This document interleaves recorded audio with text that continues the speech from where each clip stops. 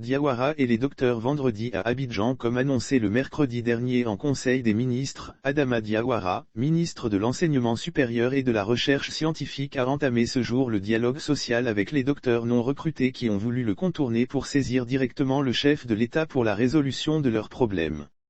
Les représentants des deux collectifs des docteurs non recrutés ont exposé leurs problèmes au ministre qui leur a annoncé la bonne nouvelle d'un recrutement qui aura lieu dans le premier trimestre de l'année 2022. Selon lui, le ministère du Budget en accord avec le ministère de la Fonction publique a déjà octroyé 450 postes en recrutement nouveau pour l'année 2022. Et dès le premier trimestre de 2022, il va recruter ses 450 assistants chefs de clinique, chercheurs. Le ministre a demandé à ses hôtes de se préparer pour occuper une partie de ces postes. Adama Diawara a conseillé aux porte-parole des deux collectifs de se lancer dans l'enseignement supérieur privé qui est une voie d'attente. Il leur a également demandé d'avoir de l'imagination en passant le concours d'accès à l'ENS, après ils feront un glissement catégoriel pour intégrer les universités.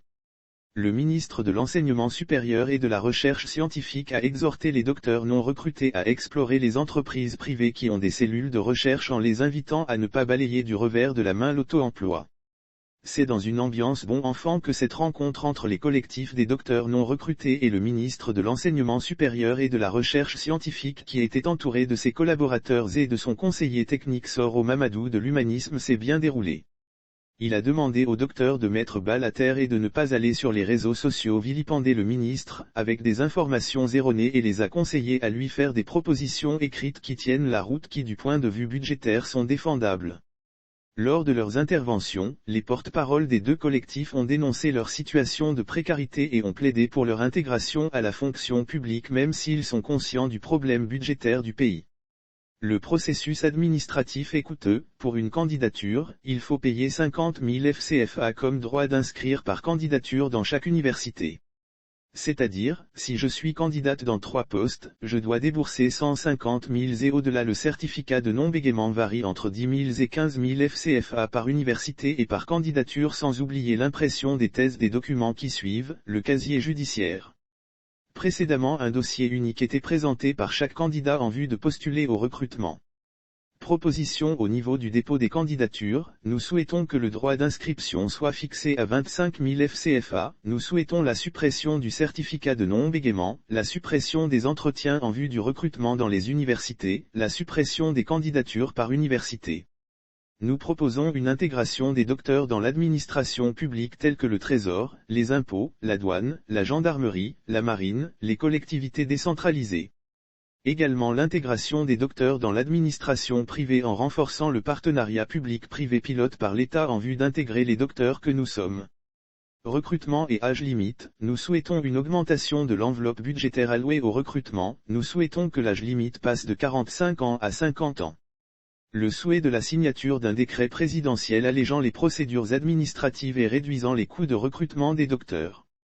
La signature d'un décret présidentiel a été possible au primaire et au secondaire de l'enseignement en Côte d'Ivoire. Nous pensons que cela peut être possible pour nous docteurs au niveau de l'enseignement supérieur, que le président aide ses filles et ses fils que nous sommes. Les docteurs non encore recrutés des universités de Côte d'Ivoire en nous apportant une lueur d'espoir. Soyez notre intermédiaire auprès du président de la République pour que notre situation change, a expliqué Dr Adou.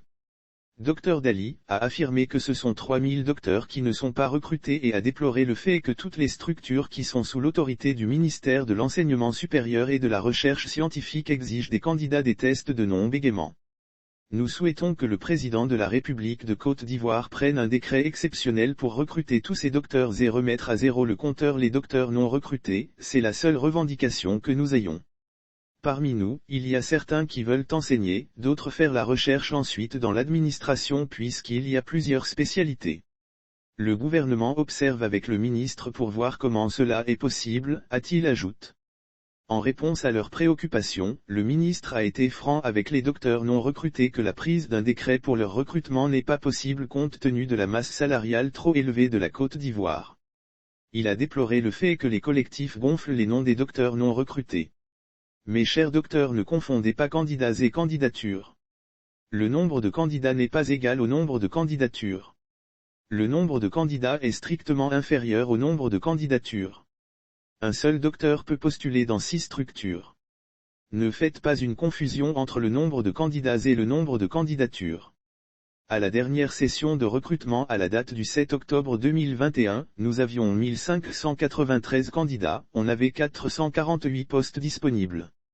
Dans les postes disponibles, il y a les recrutements nouveaux, ceux qui aspirent à être fonctionnaires pour la première fois et qui remplissent les critères d'âge, et ensuite vous avez ceux qui aspirent à intégrer la fonction publique pour la première fois, mais qui ont dépassé l'âge.